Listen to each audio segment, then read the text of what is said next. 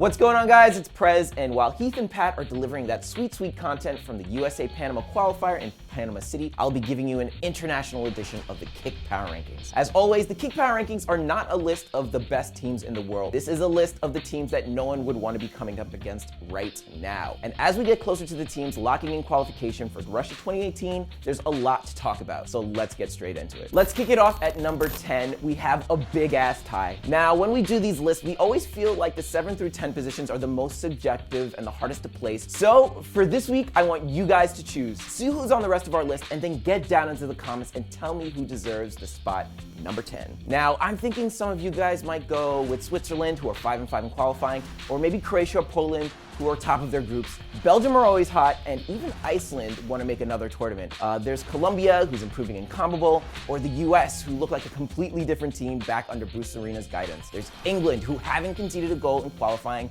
so I'm curious to see what you guys think. And at number 9, we have Nigeria. This team is young and exciting, and while they didn't have qualifiers this break, they did play out a 1-1 draw with fellow African powerhouse Senegal in London. They rested usual starters like John Obi Mikel and Igalo and played the match with 8 players that were 24 or under, half which were under 21. Now, Leicester City's Ndidi stood out, bossing the midfield, and Man City's Nacho got the equalizer. We all need to take this team seriously going into next year with the amount of young talent that they have. And at number 8, it's Spain. This team is damn good and they know it, and they love any excuse to run up a score. And this time around, they beat up on Israel 4-1 through goals from Silva, Vitolo, Costa, and Isco. That means they have a plus 17 goal difference in qualifying, 19-4, 2 against, and they're tied on points with Italy, but hold the slight advantage on goal differential. And I don't think there's a backline in the world that wants to face them in Russia when they inevitably qualify. And at number 7, it's Mexico. El Tri continued their good work in the Hex with a 2-0 win over another one of CONCACAF's top teams, Costa Rica. Now, we all know how talented Costa Rica are and how much noise they made in the last World Cup, but going into the Azteca to face Mexico in a World Cup qualifier, you have to have a perfect day, and they did not. Chicharito got an early goal, Araujo got another on the stroke of halftime, which means Mexico sit atop of the qualifying group, having already beaten the US and Costa Rica. They're as good as in for 2018 and by far the best team in the region. Sorry, US fans. And I'm really curious to see how they handle the Confederations Cup this summer. They're my sleeper pick.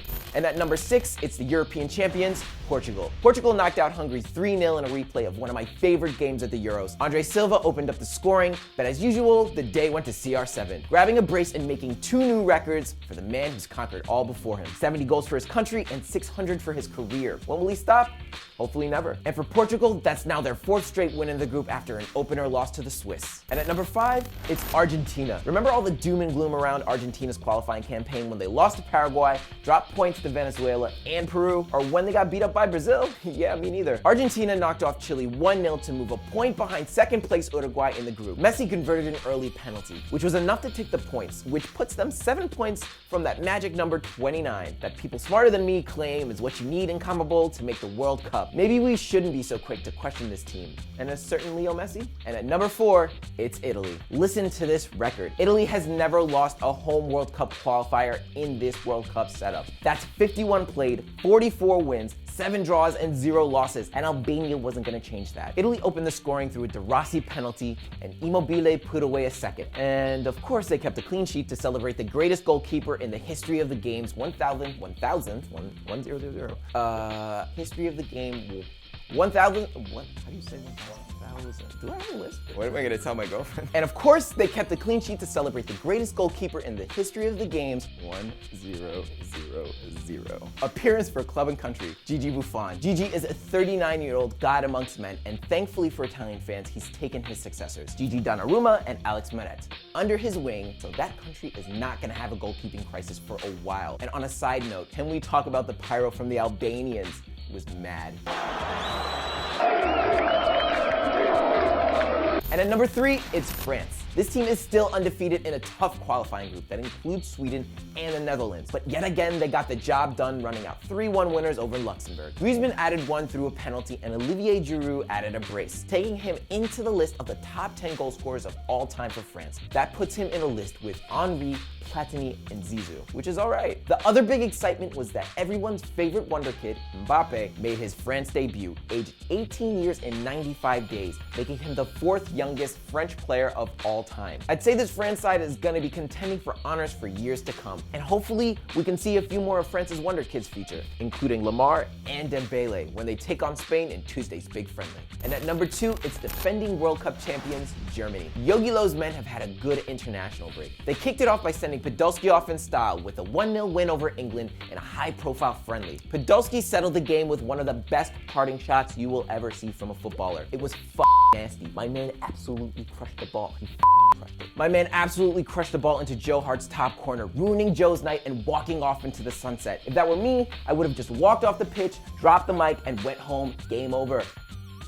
Really, I can't remember the last time I saw somebody hit the ball that hard. What a career. Following up that last act for Podolski, Germany beat Azerbaijan 4-1 in Baku. Schürrle had a brace and Gomez and Mueller added another each. As for Mueller, he now has 5 goals and 3 assists in the qualifiers. Germany look ready to defend their title. At number 1, it's Brazil. A revolution is happening for the Samba boys with Chichi leading the way, and it's hard to find a team that looks more dynamic and exciting than Brazil right now. They've won all 8 matches since Chichi has taken over, and they've now opened up a 7-point lead in qualifying after crushing Uruguay in Montevideo 4-1. Uruguay took the lead through a Cavani penalty, but from then on, it was all Brazil. Paulinho had a hat trick and Neymar added another. Oh, and for Liverpool fans, look away now. 3, 2, 1. Coutinho is leaving. He's as good as gone. It's time to come to terms. Neymar and Coutinho have hit peak bromance and are kicking up fresh transfer rumors of Coutinho to Barcelona. And look at him. He's perfect for them. We'll keep an eye out on that one, and we'll be watching Brazil's match with Paraguay before the end of the international break. Good luck, Paraguay.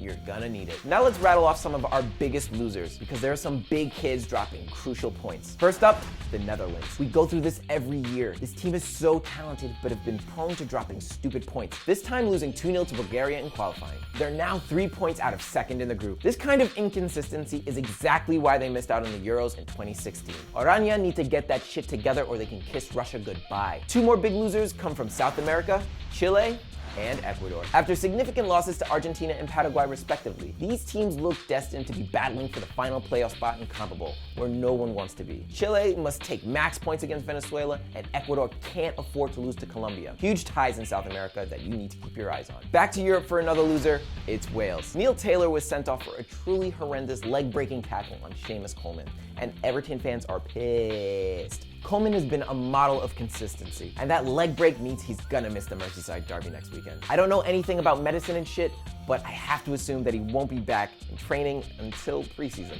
And for Wales, that's 4 straight draws, and next up, they'll have to face group leader Serbia in Belgrade without Bale after he picked up another booking, and with Serbian ultras yelling crazy shit at you. Their hopes of qualifying are on the rocks. Good luck. And finally, I'm throwing South Korea on the list of biggest losers. They lost to China 1-0 in qualifying. Does this result prove China's dramatic rise to the top of Asian and world football is on track? No, not at all. But it sucks that South Korea lost to them. So guys, that's our KPR for the week. Get down in the comments and let us know who you think should have made the list for our number 10 spot. Follow, like, subscribe, and we'll see you later.